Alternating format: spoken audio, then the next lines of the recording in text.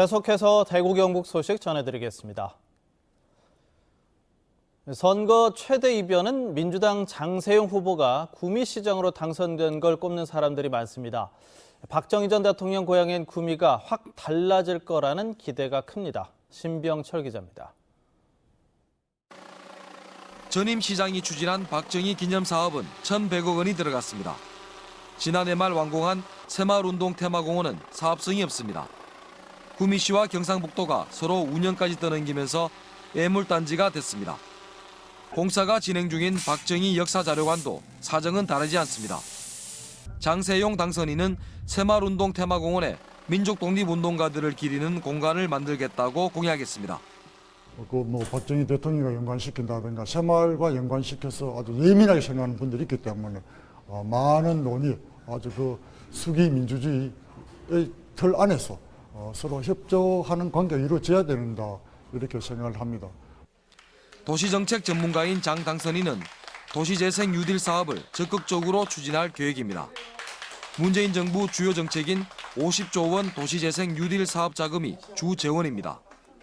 여기에 그치지 않고 도시공간을 공유제로 보고 공유도시 개념을 도시정책에 적극 도입합니다. 사회적 협동조합에 힘을 싣고 동네 서점과 헌책방 경영을 지원해 시민에게 지식 공유 공간을 제공할 예정입니다.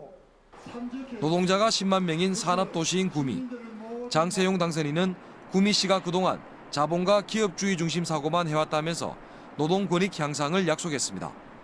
구미는 평균 연령이 37세로 전국에서 가장 젊은 도시이기도 합니다.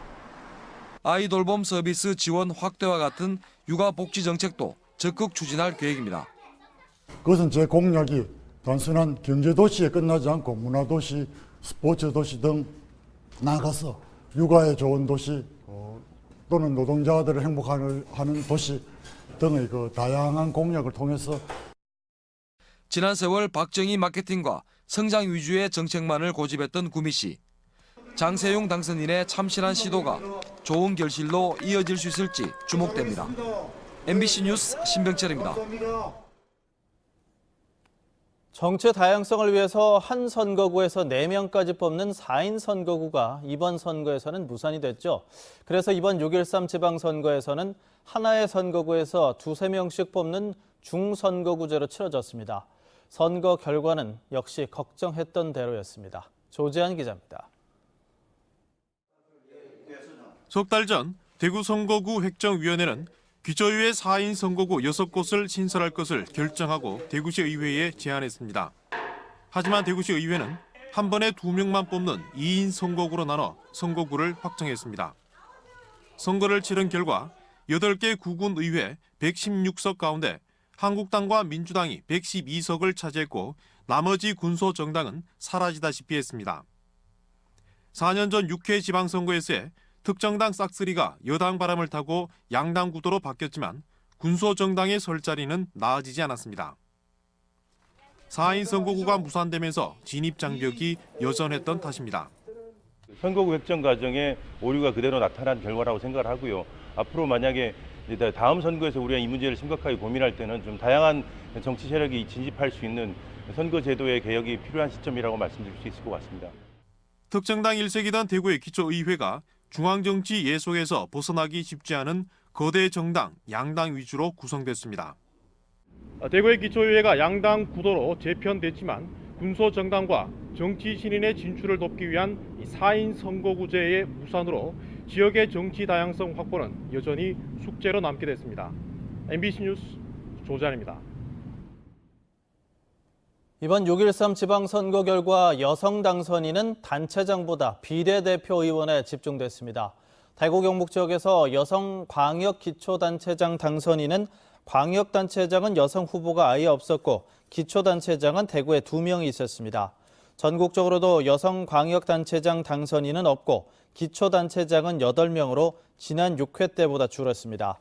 반면 시도의회 비례대표 의원 가운데 여성 당선인 비율은 대구 경북 66.7%, 구군 기초의회 비례대표 의원 가운데 여성 당선인은 대구가 100%, 경북이 97.3%입니다. 경북 선관위와 경북지방경찰청에 따르면 임종식 경북교육감 당선인, 김종영 도의원 당선인, 이만우 경주시의원 당선인 등 7명이 공직선거법 위반 혐의를 받고 있습니다.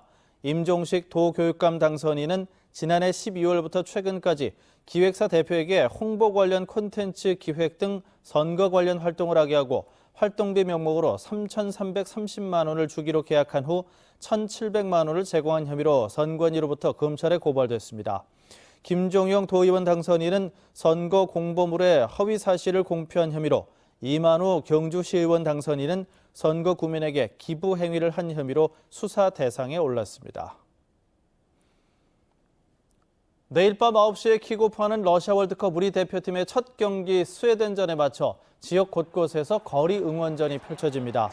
대구에서는 삼성 라이온즈 파크에서 거리 응원전이 열리는데 경기 시작 2시간 전부터 원하는 시민이라면 누구나 입장 가능하고 3층 블루존부터 입장이 진행될 예정입니다. 포항에서는 내일 저녁 6시부터 포항 영일대 해수욕장 일원에 다형 스크린이 설치돼 경기가 시작되는 밤 9시까지 버스킹 공연과 인기가수 공연 등 축하 무대가 이어집니다. 지금까지 대구 경북 소식 전해드렸습니다. 고맙습니다.